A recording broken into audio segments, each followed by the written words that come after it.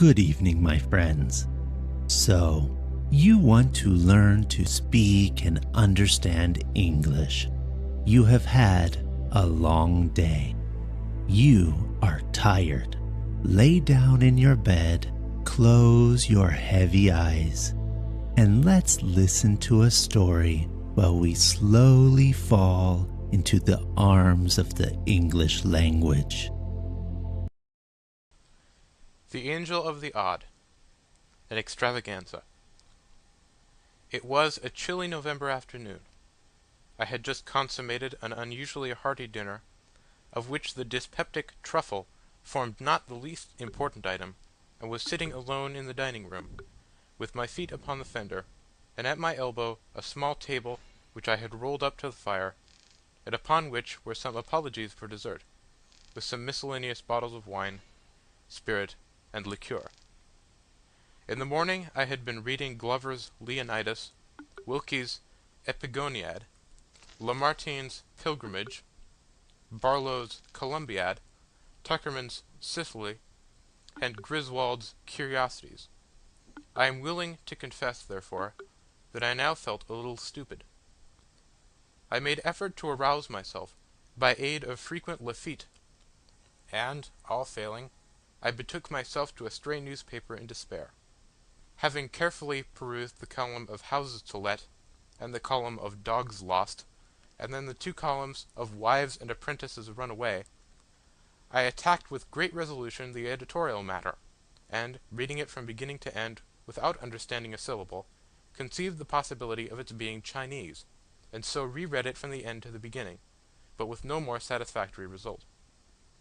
I was about throwing away, in disgust, this folio of 4 pages happy work which not even critics criticize, when I felt my attention somewhat aroused by the paragraph which follows.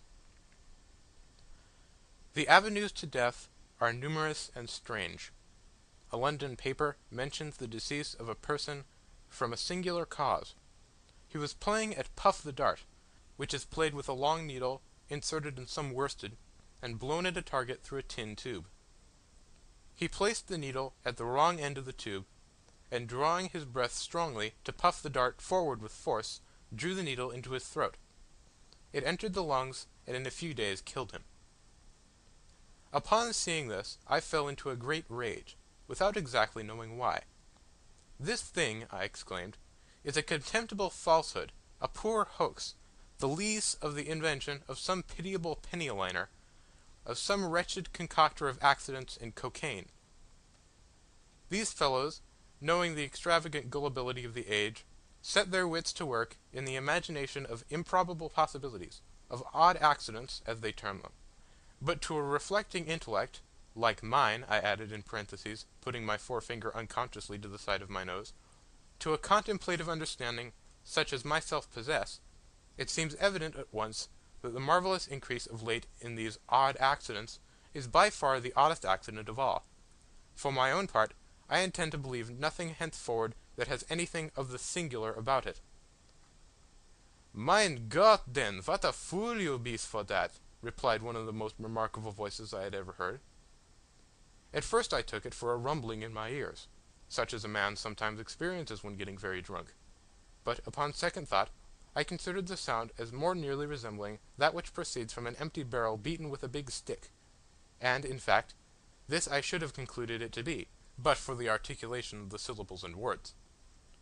I am by no means naturally nervous, and the very few glasses of Lafitte which I had sipped served to embolden me no little, so that I felt nothing of trepidation, but merely uplifted my eyes with a leisurely movement, and looked carefully around the room for the intruder. I could not, however, perceive anyone at all. "Humph!" resumed the voice as I continued my survey. "You must be so drunk as the pig, then, for not see me as I sit here at your side." Hereupon I bethought me of looking immediately before my nose, and there, sure enough, confronting me at the table, sat a personage nondescript, though not altogether indescribable. His body was a wine-pipe, or a rum-puncheon, or something of that character, and had a truly Falstaffian air. In its nether extremity were inserted 2 kegs, which seemed to answer all the purposes of legs. For arms there dangled from the upper portion of the carcass 2 tolerably long bottles, with the necks outward for hands. All the head that I saw the monster possessed of was one of those Hessian canteens, which resemble a large snuff box with a hole in the middle of the lid. This canteen, with a funnel on top like a cavalier lid slouched over the eyes, was set on edge upon the puncheon, with the hole toward myself, and through this hole, which seemed puckered up like the mouth of a very precise old maid, the creature was emitting certain rumbling and grumbling noises, which he evidently intended for intelligible talk. "I say," said he, "you must be drunk as the pig, for zit there, and not see me zit here, and I say do, you must be pigger fool as the goose, for to disbelieve what is print in the print. 'Tis is truth, that it is, every word of it." "Who are you, pray?" said I, with much dignity, although somewhat puzzled. "How did you get here? And what is it you are talking about?" "As for how I comed here," replied the figure, "that is none of your business.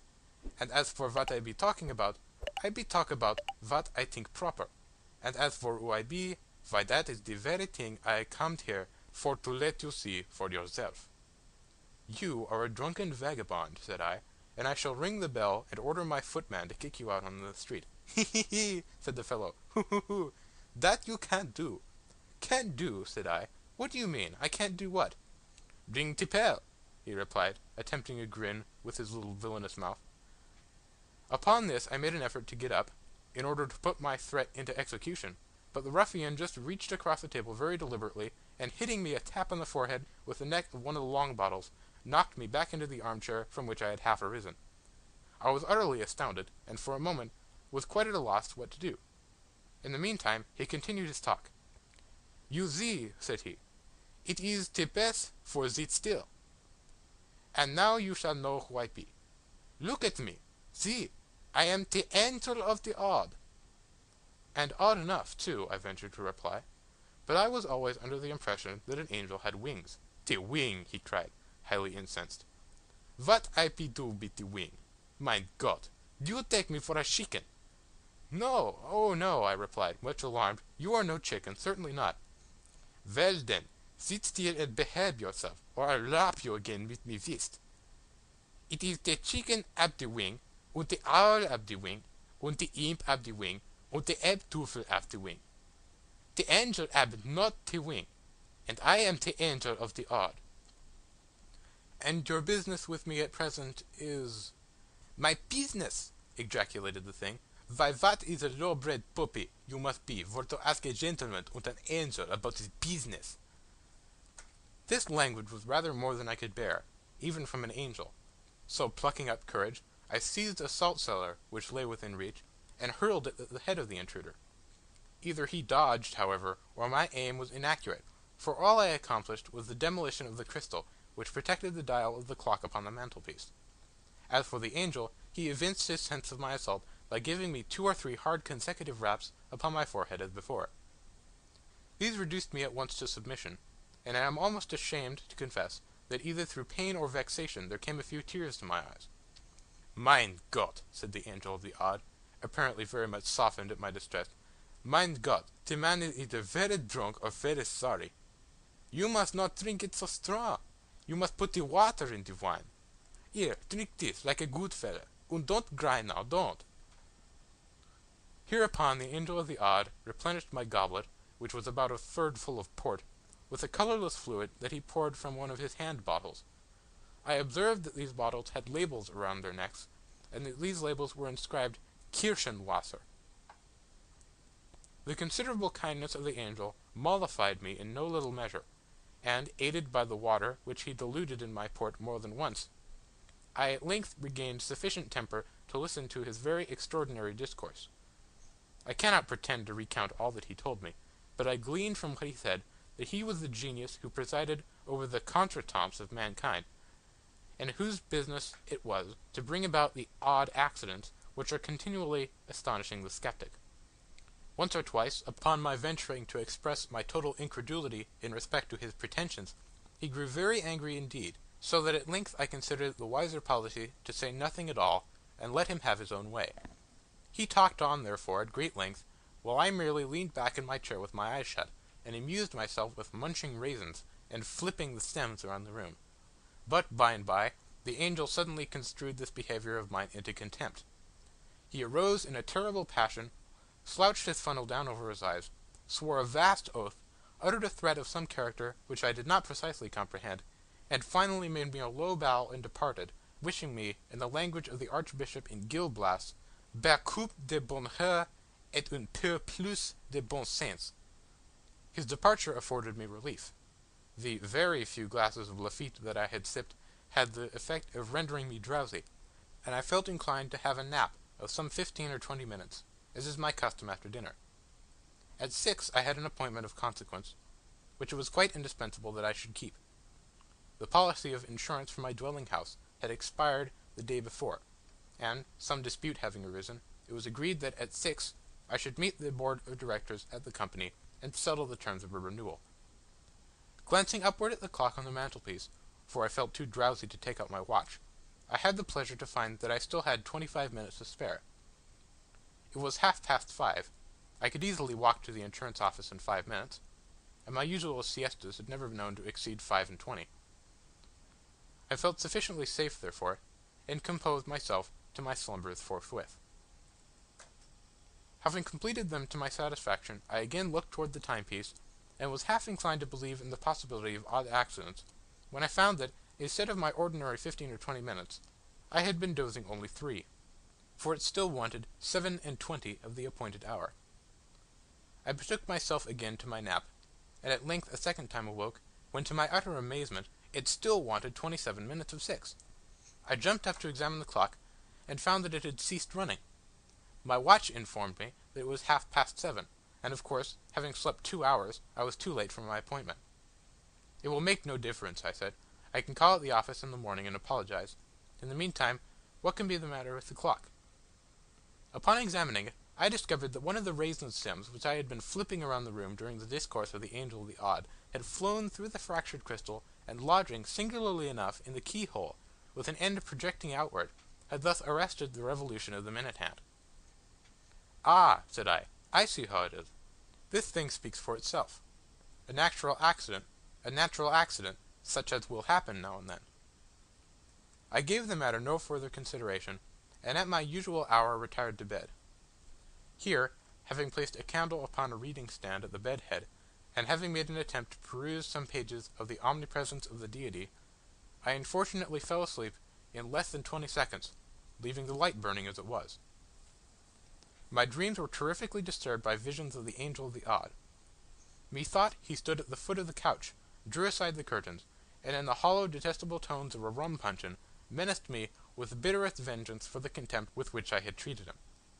He concluded a long harangue by taking off his funnel cap, inserting the tube into my gullet, and thus deluging me with an ocean of Kirschenwasser, which he poured in a continuous flood from one of the long-necked bottles that stood him instead of an arm. My agony was at length insufferable, and I awoke just in time to perceive that a rat had ran off with a lighted candle from the stand, but not in season to prevent his making his escape with it through the hole. Very soon a strong suffocating odour assailed my nostrils. The house, I clearly perceived, was on fire. In a few minutes the blaze broke forth with violence, and in an incredibly brief period the entire building was wrapped in flames. All egress from my chamber, except through a window, was cut off. The crowd, however, quickly procured and raised a long ladder. By means of this I was descending rapidly, and in apparent safety, when a huge hog, about whose rotund stomach, and indeed about whose whole air and physiognomy, there was something which reminded me of the Angel of the Odd. When this hog, I say, which hitherto had been quietly slumbering in the mud, took it suddenly into his head that his left shoulder needed scratching, and could find no more convenient rubbing post than that was afforded by the foot of the ladder. In an instant I was precipitated, and had the misfortune to fracture my arm. This accident, with the loss of my insurance, and with the more serious loss of my hair, the whole of which had been singed off by the fire, predisposed me to serious impressions, so that finally I made up my mind to take a wife. There was a rich widow, disconsolate for the loss of her 7th husband, and to her wounded spirit I offered the balm of my vows. She yielded a reluctant consent to my prayers. I knelt at her feet in gratitude and adoration. She blushed, and bowed her luxuriant tresses into close contact with those supplied me temporarily by Grand Jean. I know not how the entanglement took place, but so it was. I arose with a shining pate, wigless, she in disdain and wrath, half buried in alien hair. Thus ended my hopes of the widow by an accident which could not have been anticipated to be sure, but which the natural sequence of events had brought about. Without despairing, however, I undertook the siege of a less implacable heart. The fates were again propitious for a brief period, but again a trivial incident interfered. Meeting my betrothed in an avenue thronged with the élite of the city, I was hastening to greet her with one of my best considered bows, when a small particle of some foreign matter, lodging in the corner of my eye, rendered me for the moment completely blind. Before I could recover my sight, the lady of my love had disappeared, irreparably affronted at what she chose to consider my premeditated rudeness in passing by her ungreeted. While I stood bewildered at the suddenness of this incident, which might have happened nevertheless to any one under the sun, and while I still continued incapable of sight, I was accosted by the Angel of the Odd, who proffered me his aid with a civility which I had no reason to expect.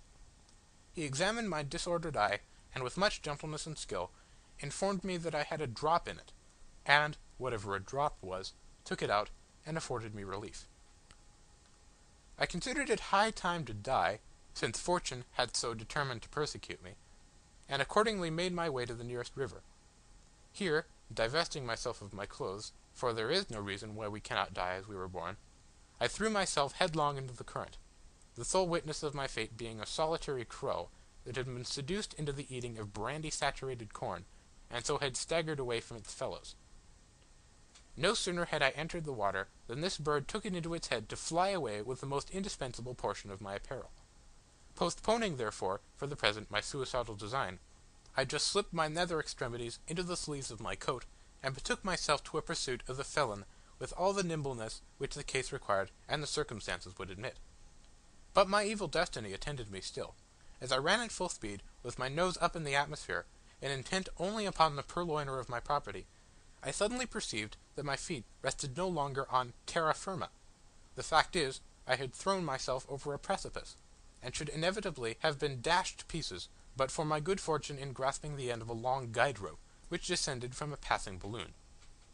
As soon as I sufficiently recovered my senses to comprehend the terrific predicament in which I stood, or rather hung, I exerted all the power of my lungs to make that predicament known to the aeronaut overhead. But for a long time I exerted myself in vain. Either the fool could not, or the villain would not perceive me. Meantime the machine rapidly soared, while my strength even more rapidly failed. I was soon upon the point of resigning myself to my fate, and dropping quietly to the sea, when my spirits were suddenly revived by hearing a hollow voice from above, which seemed to be lazily humming an opera air. Looking up, I perceived the Angel of the Odd. He was leaning with his arms folded, over the rim of the car, and with a pipe in his mouth, at which he puffed leisurely, seemed to be upon excellent terms with himself and the universe. I was much too exhausted to speak, so I merely regarded him with an imploring air. For several minutes, although he looked me full in the face, he said nothing. At length, removing carefully his meerschaum from the right to the left corner of his mouth, he condescended to speak. "Who be you?" he asked, "and what the Teufel you be to dare?" To this piece of impudence, cruelty, and affectation, I could reply only by ejaculating the monosyllable "Help!" "Help!" echoed the ruffian, "not I. That is the bottle. Help yourself, and be damned." With these words, he let fall a heavy bottle of Kirschenwasser, which, dropping precisely on the crown of my head, caused me to imagine that my brains were entirely knocked out. Impressed with this idea, I was about to relinquish my hold and give up the ghost with a good grace, when I was arrested by the cry of the Angel, who bade me hold on. "Hold on," he said. "Don't be in the hurry, don't. Will you be take the other bottle, or have you got the sober yet, and come to your senses?" I made haste, thereupon, to nod my head twice, once in the negative, meaning thereby that I would prefer not taking the other bottle at present, and once in the affirmative, intending thus to imply that I was sober and had positively come to my senses. By these means I somewhat softened the Angel. "And you believe, then," he inquired, "at the last? You believe, then, in the possibility of the odd. I again nodded my head in assent. "Und you have belief in me, the angel of the odd?" I nodded again. "Und you acknowledge that you be the blind, drunk, and the fool?" I nodded once more. "Put your right hand into your left hand breeches pocket, then, in token of your full submission unto the angel of the odd." This thing, for very obvious reasons, I found it quite impossible to do. In the first place, my left arm had been broken in my fall from the ladder, and, therefore, had I let go my hold with the right hand, I must have let go altogether.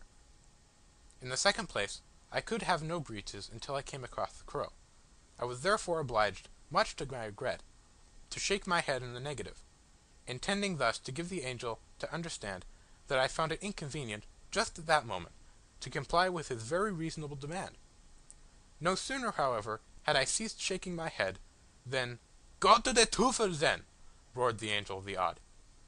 In pronouncing these words, he drew a sharp knife across the guide rope by which I was suspended, and as we then happened to be precisely over my own house, which, during my peregrinations, had been handsomely rebuilt, it so occurred that I tumbled headlong down the ample chimney, and alit upon the dining room hearth.